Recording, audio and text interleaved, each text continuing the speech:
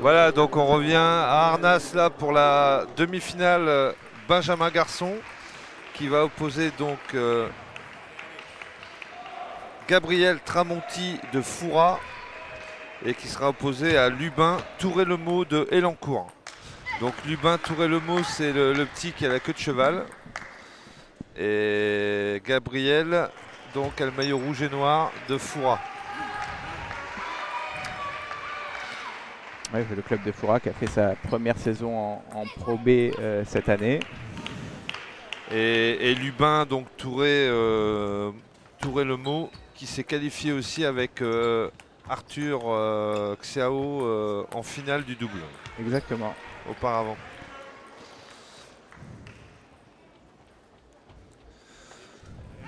Avec 4-2 pour Gabriel. Ouais, c'est des petits qu'on découvre. Hein. Alors Gabriel c'est moins la surprise, c'est-à-dire qu'il fait partie quand même des meilleurs au point. Lubin est vraiment il a moins de ping derrière lui, j'ai envie de dire, mais moi pour en avoir parlé avec Chafid Loussif qui est son coach, il m'en avait dit du bien et voilà, il voyait qu'il était en train de progresser et ça s'est vérifié sur toute la journée d'hier. Ouais, bel échange là. Ouais.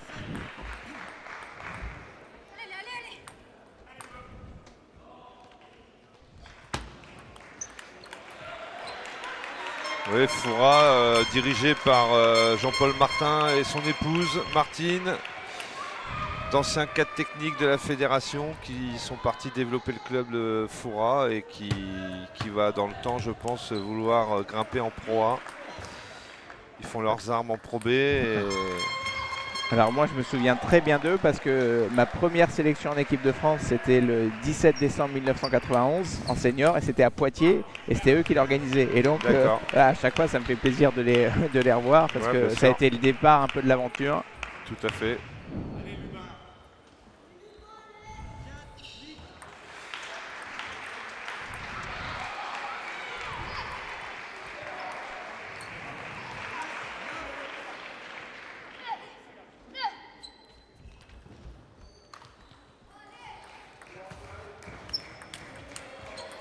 Là, ce qui est sympa là sur le match, c'est que je crois qu'il y a au moins un des ramasseurs et peut-être les deux qui sont les ramasseurs de balles qui sont des joueurs qui ont joué le tableau en fait. Et en fait, je pense qu'ils voient les meilleurs joueurs de leur catégorie voilà, s'affronter et c'est sympa. Les premiers sets assez faciles, hein, remportés par Gabriel, 11-4. Alors que dans l'autre demi-finale, celle-ci oppose Xiao Arthur, donc du club de Rueil-Malmaison, et qui est opposé à Tran van der Hoe Johan. Mets-moi un coup de lumière, Chris, s'il te plaît. De Fontenay-sous-Bois. Voilà.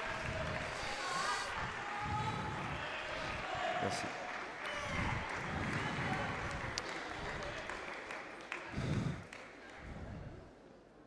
Sandro Cavaille qui se rapproche, je pense, de la finale.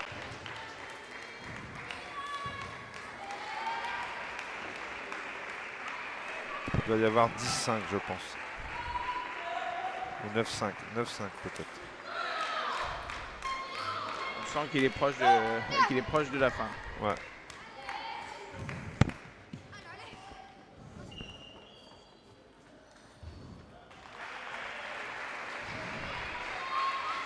Allez, ça repart, deuxième set entre Gabriel et Lubin.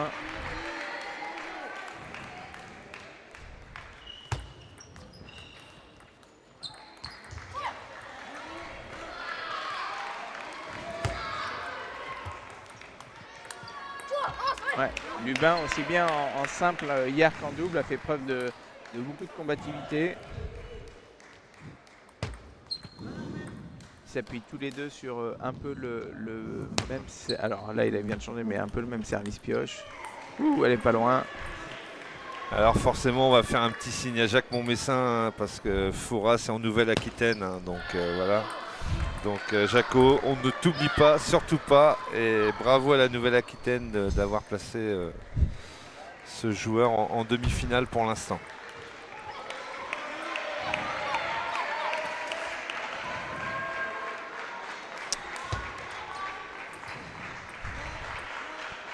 Les points sont vraiment orientés côté revers, avec, dans la diagonale, avec un joueur qui essaye de changer la trajectoire. Pour l'instant, c'est souvent Lubin qui essaye, avec plus ou moins de réussite. Et voilà, Sandro Cavez sur une petite gratte gagne ce match face à Risvarin et retrouvera donc cet après-midi Noah Vittel en finale des cadets. Ouais, match vraiment solide hein, de Sandro, comme à l'image de la compète qu'il fait. Tout à fait. Ouais. Et bravo à Ritz aussi.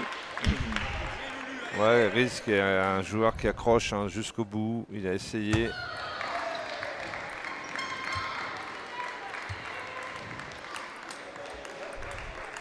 Ah, bel échange. Là. Ouais, magnifique, magnifique.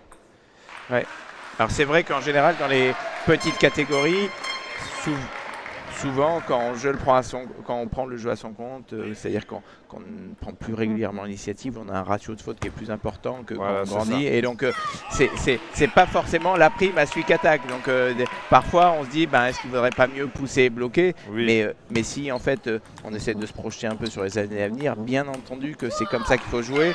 Et j'ai envie de dire pour les parents, parce que c'est pour les parents que c'est le plus dur, il faut aussi accepter parfois que qu'il y ait du déchet, quoi, qu'il y ait du déchet, que son enfant peut-être perde. Et on sait bien qu'encore une fois, la finalité, c'est pas d'être champion de France chez les benjamins, chez les minimes, mais chez les seniors. Donc il faut accepter que ça prenne du temps. Ce qui est sûr, c'est qu'il faut être quand même dans les bons pour, encore une fois, participer aux compétitions, aux stages, voilà, se faire de l'expérience. C'est ça, c'est tout à fait ça.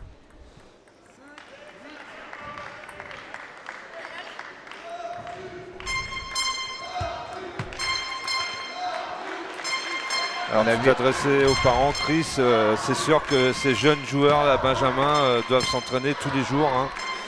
Donc avoir une quantité d'heures d'entraînement pour jouer à ce niveau déjà et l'augmenter progressivement pour encore progresser dans la hiérarchie et prendre du volume. Et c'est en s'entraînant beaucoup qu'on va y arriver, hein, tout simplement. Hein.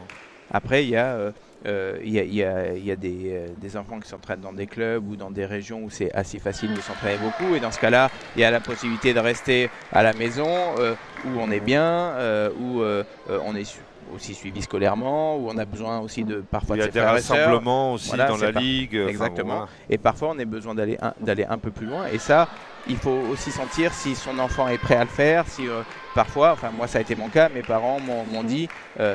Je devais partir en 4e, ils m'ont dit on pense que c'est un peu trop tôt, on préfère que tu restes un peu plus longtemps à la maison. Donc je suis resté 1 an de plus à m'entraîner dans mon club avant de partir en centre de haut niveau. Mais c'est vraiment aussi, il y a maintenant cette ouverture et on le voit, on l'a vu à Montpellier avec des très bons résultats. Et donc il y a cette possibilité aussi de s'entraîner j'ai envie de dire en partenariat entre le club, la fédération et la famille. Ouais, ou alors faire aussi une année comment dire de pratique, je dirais, entre le club, le pôle espoir par exemple, s'il existe dans la région, en y allant assez régulièrement dans l'année, en plus du club, pour préparer justement une entrée définitive et dans un pôle espoir, quoi. Ouais, 9-7 pour Lubin, qui a un peu de réussite sur un bal à 8-7, mais qui lie un peu mieux la trajectoire. Ouais, Gabriel, je trouve qu'il joue pas mal dans le côté revers, mais là il a surtout gardé la table et envoyé le contre-top. Bien servi.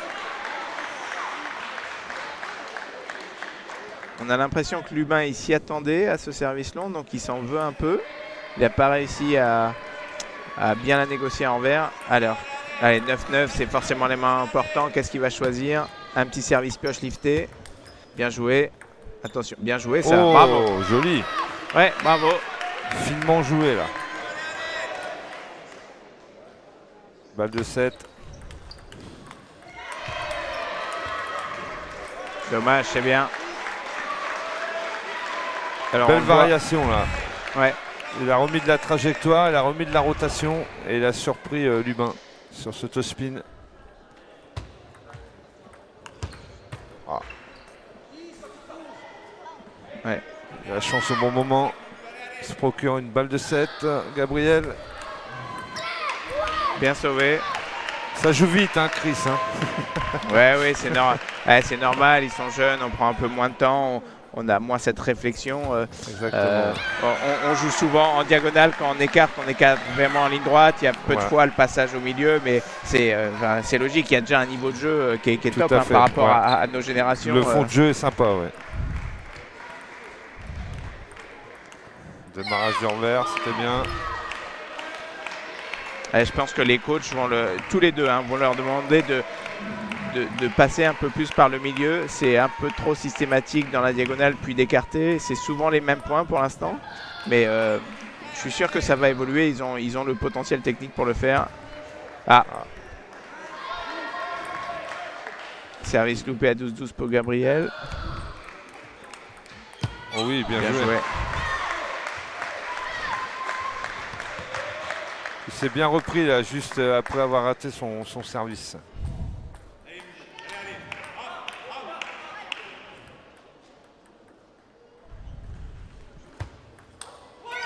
Waouh. Là, elle est vraiment forcée.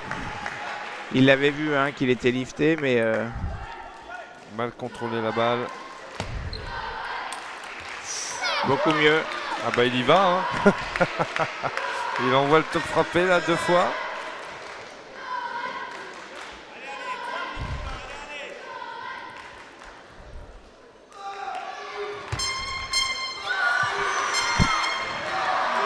Il le gêne énormément avec son service long dans le revers. Ouais, le coach de Gabriel qui demande à ce que Gabriel se calme un peu.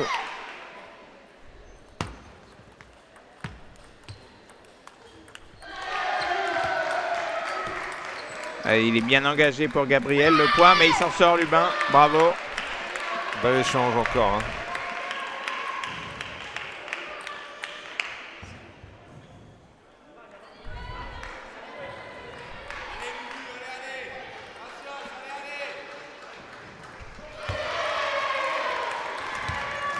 Bien joué. Dommage.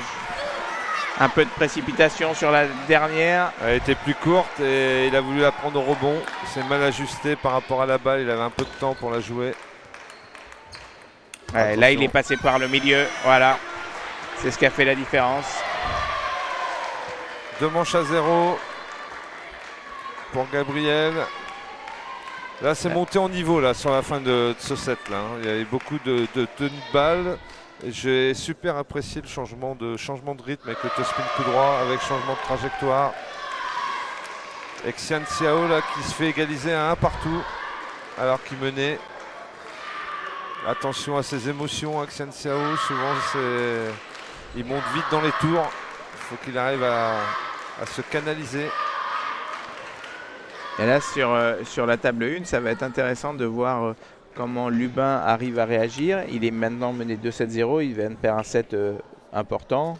J'ai envie de dire capital, mais c'est pas capital. Voilà, c'est pour ça que j'ai employé l'adjectif important, 17-15. Et chez les jeunes, c'est assez rare de se remettre de ces situations-là, mais il a l'air assez posé, assez calme, assez réfléchi. Et donc, ça va être intéressant de voir le début de ce troisième, si il prend l'eau totalement, ce que je ne pense pas, ou s'il arrive à revenir et à batailler encore. Ouais, et puis Shafid, c'est un battant. Hein. Il connaît le haut niveau, il a travaillé à Saint-Denis aussi. Et je pense qu'il a dû donner les bonnes consignes pour que son joueur reste dans le match.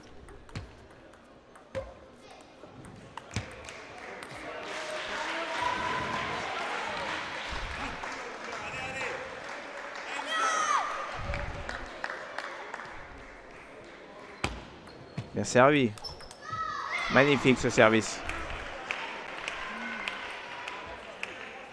Service qui a vraiment sorti de la table Gabriel. Et derrière, Lubin avait quasiment toute la table ouverte.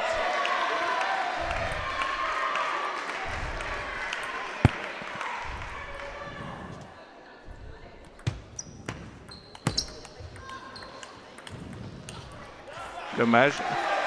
Il faut qu'il se rapproche un peu, Lubin, là. Il est un peu loin, là,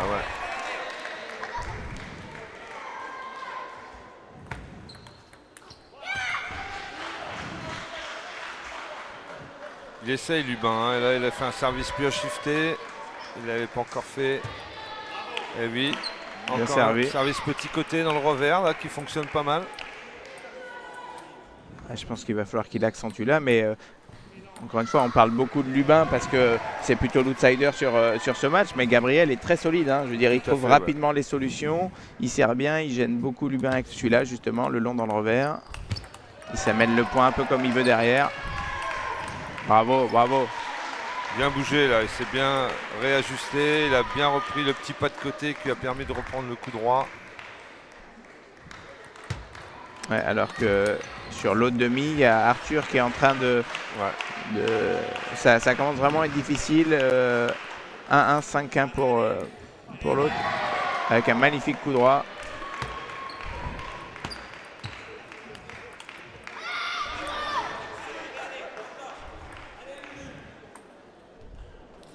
On entend Shafid. Hein.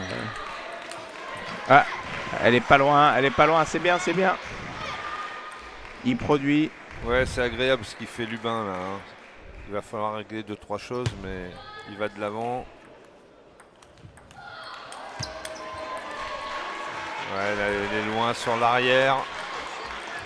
Mais bon, il est loin sur l'arrière parce que Gabriel prend la balle tôt, claque.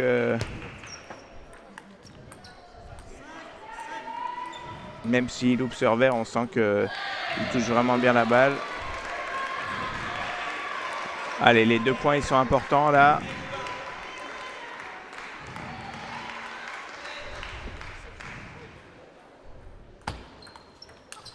Ouais, belle, magnifique. Bel enchaînement.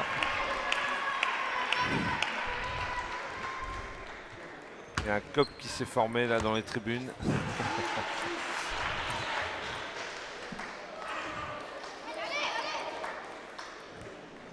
8-6 pour Gabriel. Ouais. Ça sent bon pour lui. Il a encore un service à jouer. Il met en difficulté souvent avec son latéral lifté. Ah voilà. Il a bien changé. Il m'a fait mentir parce qu'il a bien servi coupé là. Ouais. Il a amené de la variation. Il y a déjà cette réflexion. Et il aurait fallu qu'il trouve ce service un peu plus tôt parce que ça a l'air d'être une vraie mine d'or celui-là sur Gabriel. Ouais. Allez, 2 balles de match sauvées par Gabin. Ça mériterait une 4e manche hein, parce que ça joue vraiment pas mal.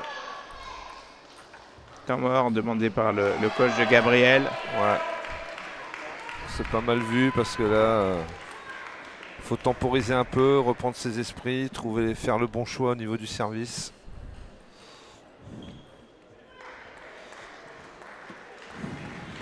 Alors il y a 2 options, hein. Soit il laisse parler son joueur pour lui demander comment il voit la chose, soit il lui entre guillemets impose en lui disant voilà, moi je verrais bien plutôt de commencer par ce service là et puis s'il y a 19 de changer. Je pense que dans les petites catégories c'est souvent le coach qui impose un peu plus que... Mais bon, après ça dépend de la relation qu'il a avec son joueur. Mais souvent c'est le coach qui impose un peu la tactique quoi. Mais je trouve que c'est pas mal dans l'esprit de laisser parler le joueur. Ouais. Si le joueur, finalement, il parle pas, effectivement, ça va être au coach d'imposer. Mais si le joueur, il dit, écoute, moi, je le sens comme ça, je pense que c'est bien de dire, écoute, voilà, moi,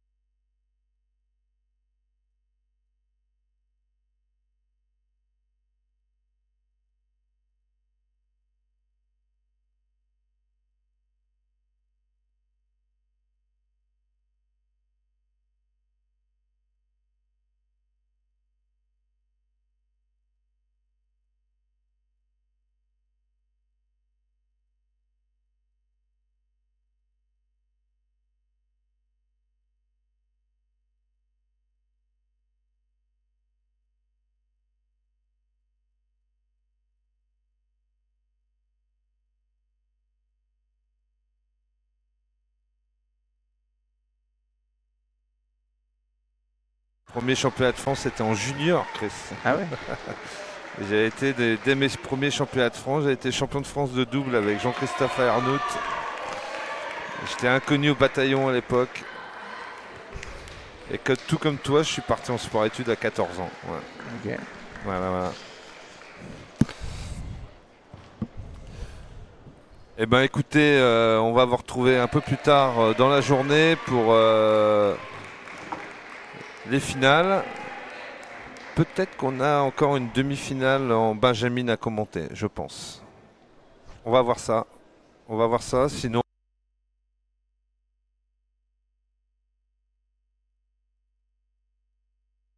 Et avec plaisir.